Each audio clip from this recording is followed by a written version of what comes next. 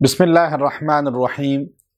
بہت سے لوگوں کی خواہش ہوتی ہے کہ ہم جنات دیکھیں اور ہم جنات کو قابو کریں، ہم جنات سے خدمات لیں اور جنات سے باتیں کریں۔ اب یہ خواہش مرد عورتوں کی اتنی شدت کے ساتھ، کثرت کے ساتھ ہوتی ہے کہ دن میں کئی احباب ہم سے رابطہ کرتے ہیں، جی ہمیں عمل دیں کہ جن ہمارے تابع ہو جائے، ہم جنات کو دیکھ لیں، ہم جنات سے کلام کریں۔ یاد رکھیں، اللہ تبارک و تعالیٰ نے جنات کو دنیا کے اندر ایک خصوصیت دی ہے کہ وہ ہمیں دیکھ سکتے ہیں، ہم انہیں نہیں دیکھ سکتے۔ قرآن حکیم میں اللہ فرماتے اِنَّهُ يَرَاكُمْ هُوَ وَقَبِيلُهُ مِنْ حَيْثُ لَا تَرَوْنَهُمْ، وہ اور ان کا قبیلہ تمہیں دیکھ سکتا ہے اور تم ان کو نہیں دیکھ سکتے۔ یہ قرآن کا اٹل فیصلہ ہے۔ اب دیکھیے، اللہ رب العزت نے کچھ چیزیں قرآن حکیم کی انسانی فائدے کے لیے اصولی بنا دیں۔ اب اگر انسان اس سے ہٹ کے کوشش کرے گا کچھ کرنے کی تو ہمیشہ نقصان اٹھائے گا۔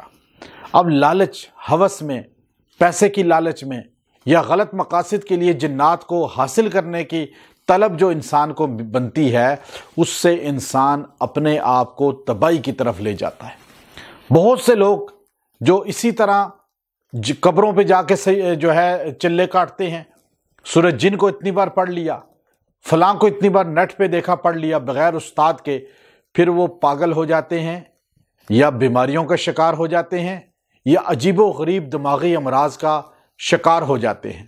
یہ چیزیں انسان کو نقصان دیتی ہیں۔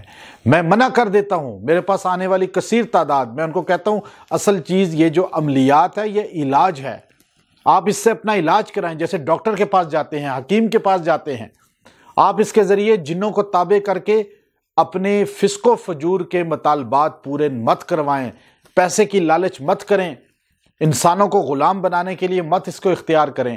اس کی وجہ کیا ہے؟ قرآن کا فیصلہ ہے کہ اللہ نے انہیں دنیا میں آپ سے جنات کو پوشیدہ کر دیا۔ اب علامہ دمیری رحمۃ اللہ علیہ نے حیات الحیوان کے اندر ایک واقعہ لکھا کہ ایک آدمی کو جن دیکھنے کی بڑی جستجو طلب تھی اور وہ تلاش میں پھرتے پھرتے ایک بہت ماہر کے پاس چلا گیا اور جا کر کہنے لگا مجھے جنات دیکھنے ہیں، مجھے ایسا عمل دیں۔ اس نے کہا بہت نقصان ہوگا، چونکہ قرآن کے فیصلے کے خلاف کر رہا ہے۔ تو اس نے کہا بس میری خواہش ہے، میں ایک بار دیکھنا چاہتا ہوں۔ تو انہوں نے کہا پھر الو کی آنکھیں لے آ، اور ان آنکھوں کو اس نے جو ہے پیسنے کے بعد تیل میں جو ہے کچھ ذرات شامل کی اور آپس میں آمیزش کرنے کے بعد سکھا کر اس کو سرما بنا کر اسے کہا آنکھ میں لگا۔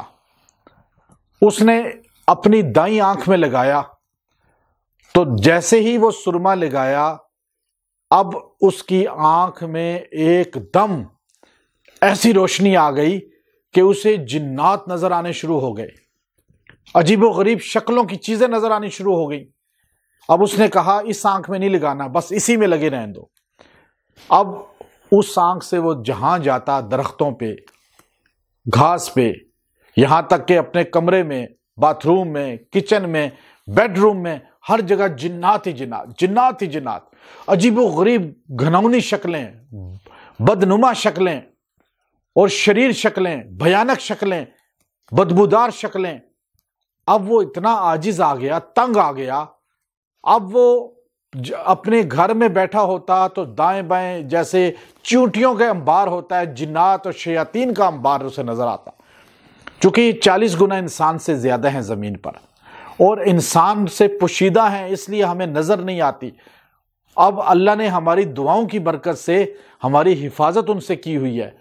اب یہ پریشان، عاجز، تنگ آ گیا کہ میں باتھ روم میں جاتا ہوں وہاں بھی بیٹھے ہیں، میں کھانا کھاتا ہوں وہاں بھی بیٹھے ہیں، میں اپنے بیوی بچوں سے ہم کلام ہوتا ہوں وہاں بھی بیٹھے ہیں۔ عاجز آ کر اسی گرو کے پاس گیا، اسی بڑے کے پاس گیا کہ مجھے چھٹکارا دو، میری آنکھ سے پوشیدہ کر دو ان کو، میں نے بہت بڑی غلطی کی ہے کہ میں جنات دیکھنے شروع ہوا، میری زندگی عذاب ہو گئی، اجیرن ہو گئی۔ اس نے کہا اب اس کا کوئی علاج نہیں ہے، ایک علاج ہے کہ تو یہ آنکھ ضائع کرا دے۔